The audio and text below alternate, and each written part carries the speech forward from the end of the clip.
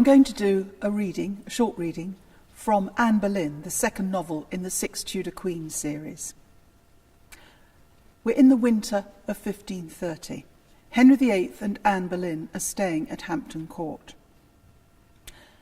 Anne was watching Henry shooting at the butts at Hampton Court, the great sprawling palace that Wolsey had built and later given to him as an extravagant gesture of loyalty, when the Cardinal's gentleman usher, George Cavendish, approached and bowed low. "Your Grace, the Cardinal is dead," he announced. Henry turned ashen. "Dead?" he echoed. "Yes, sir. He was taken ill at Leicester, and the monks of the abbey there gave him shelter. He'd been ailing for months, and the long journey south had proved too much for him. He died that night." Cavendish was near to tears. He'd evidently been devoted to his master. He did not look at Anne. Henry swallowed. "Did he speak of me at the end?" His voice was hoarse. Cavendish looked uneasy. "What did he say?" Henry asked. "Tell me."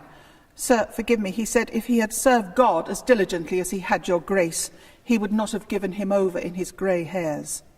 There was a tense silence. "I wish that he had lived," Henry burst out and stalked off. Anne left him alone. She was waiting until he had had time to absorb the news, but it was he who came to her.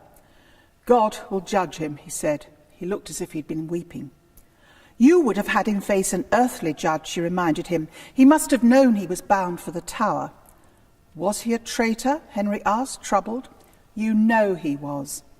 "I know only what his enemies said of him. You had proof in those letters he sent.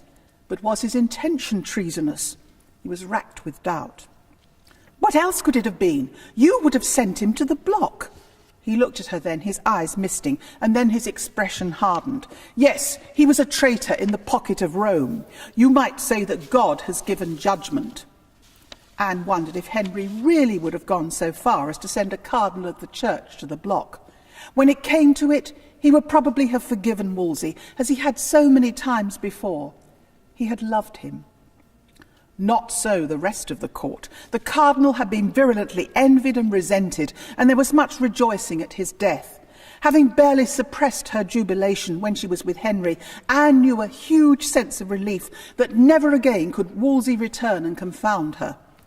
Father and George were triumphant. "Good riddance," spat Uncle Norfolk. George and the debonair Francis Weston grabbed Anne's hands and pulled her in the direction of the office of the Master of the Revels. "I've an excellent idea for a masque," her brother explained. Francis agrees. "A masque? Now? There will never be a better time. I'm calling it the Going to Hell of Cardinal Wolsey." Anne wondered what Henry would say, but their excitement was infectious, and they'd certainly captured the prevailing mood of the moment.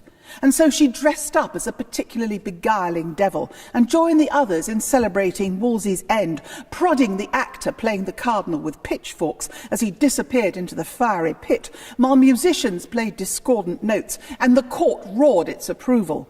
And Henry, surprisingly, raised no protest but laughed with the rest, hiding whatever grief he might have felt. It was Thomas Cromwell, Wolsey's servant, Anne noticed, who turned away.